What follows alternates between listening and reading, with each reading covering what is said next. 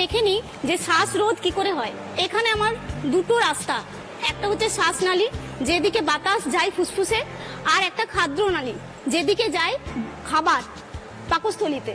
এবার যখন আমি শ্বাস নিই, শ্বাস নেওয়ার সময় কিন্তু দুটো রাস্তাই খোলা থাকে, কিন্তু যখন আমি খাবার খাই তখন কি হয়, এখানে যে একটা পেশি থাকে এপিগ্লটিস, সেই পেশিটা এই শ্বাসনালীর পথটা বন্ধ করে দেয়, ঠিক রেলগেট ফেলার মতো। এবার খাবার খাদ্যনালী দিয়ে চলে গেল, কিন্তু যদি আমি কথা বলতে বলতে খাই বা হাসতে হাসতে খাই বা ওই হাড়ের ভিতরে যে মজ্জার মাংস থাকে না, এমনি করে শুষে খায়, তখন ওই বাতাস আর ওই শক্ত খাবার একসাথে ঢুকে গেল, তখন কিন্তু এই পেশিটা খোলা থাকে, তার ফলে ওই শ্বাসনালীতে বাতাস আর ওই শক্ত খাবার একসঙ্গে চলে গেল। এবার কি হলো, তাহলে এইটা আমার ফুসফুস। আচ্ছা, ফুসফুসে বাতাস আছে, এখানে আমার খাবারের অংশ আটকে গেছে, এবার বাতাস ভিতরে ঢুকতে পারছে না, বেরোতেও পারছে না, কিন্তু 4 মিনিটের মধ্যে আমার এই খাবারটাকে বের করতেই হবে তাকে বাঁচাতে গেলে।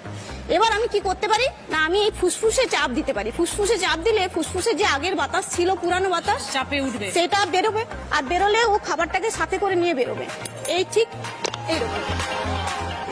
এবার বাস্তবে আমি কি করে তাকে ফুসফুসে চাপ দেবো, সেটা হচ্ছে যে আমার এটা বাচ্চাদের ক্ষেত্রে হয়, বড়দের ক্ষেত্রে হয় এমনটা নয়। তো 1 বছরের কম বাচ্চা যদি হয়, সেক্ষেত্রে আমি কি করব, তাকে গলার কাছে এইভাবে ধরলাম, তারপর আমি বাঁ হাতের উপরে ওকে শুইয়ে দিলাম, পুরো ভরটা থাকবে আমার হাতে। যদি বাচ্চা খুব ভারী হয়, আমি যদি একে ভার না নিতে পারি হাতে করে, তাহলে আমি পায়ের উপরে হাতটাকে রাখবো। এবার মাথা কিন্তু অবশ্যই থাকবে নিচের দিকে, মাঝখানের এই মেরুদণ্ডের উপরে আমি ধাক্কা দেব। কিভাবে, একটু হেলিয়ে, এই 1 2 3 4 5। এবার যদি সে শ্বাস নিতে পারছে তাহলে তো খুবই ভালো, আর যদি না নিতে পারছে তখন আমি দেখবো মুখের ভিতরে কিছু আছে কিনা, মুখে আঙুল ঢুকিয়ে দেখে নেবো, যদি থাকে কিছু তাহলে সেটাকে বের করে দেবো। এবার কি করব, এই হাতের উপরে আবার সে আগের মতো, এই মাথাটা কিন্তু সবসময় নিচের দিকে থাকবে। এই যে দুটো স্তনবিন্দু আছে, এই স্তনবিন্দের মাঝের অংশটাতে আমি দুটো আঙুল দিয়ে চাপ দেব, 1 2 3 4 5।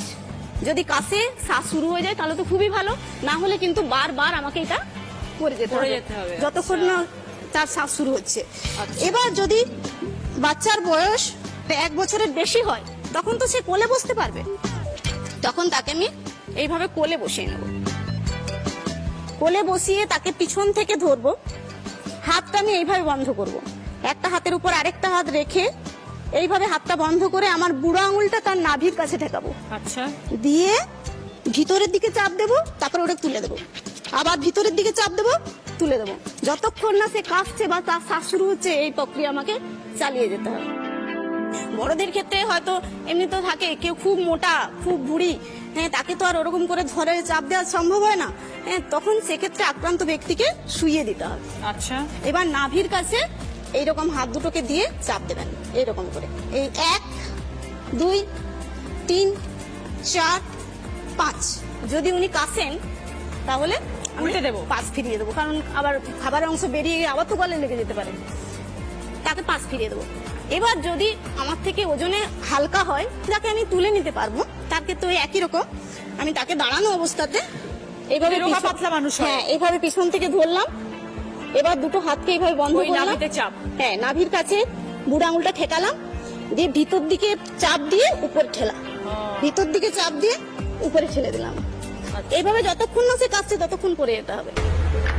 এবার যদি আমার নিজের শ্বাসরোধ হয়, হয়তো তখন আমার কাছে কেউ নেই আমাকে বাঁচানো, তাহলে আমি একা আছি, তখন আমি কি করে বাঁচবো, তখন আমি কিছু একটা শক্ত কিছু খুঁজবো যেটা আমার পেটের উপরে চাপ দিতে পারবো।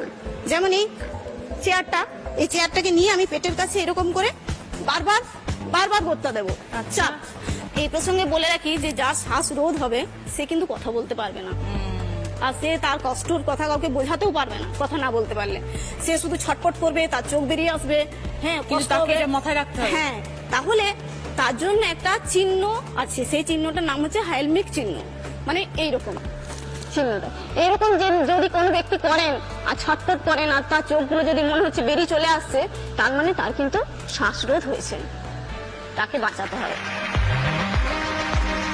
যেটা বলার আছে যে আমি এখানে এসেছি এই অনুষ্ঠান দেখে যদি একজন মানুষও উপকৃত হন তাহলে আমার এখানে আসাটা সার্থক হবে। নিশ্চয়ই প্রচুর, শুধু একজন কেন, প্রচুর মানুষ উপকৃত হবে এবং আমরা সত্যিই জানতাম না, আমি তো জানতামই না যে এইভাবে করা যায়। সেগুলো আমরা সবাই শিখলাম, জানলাম।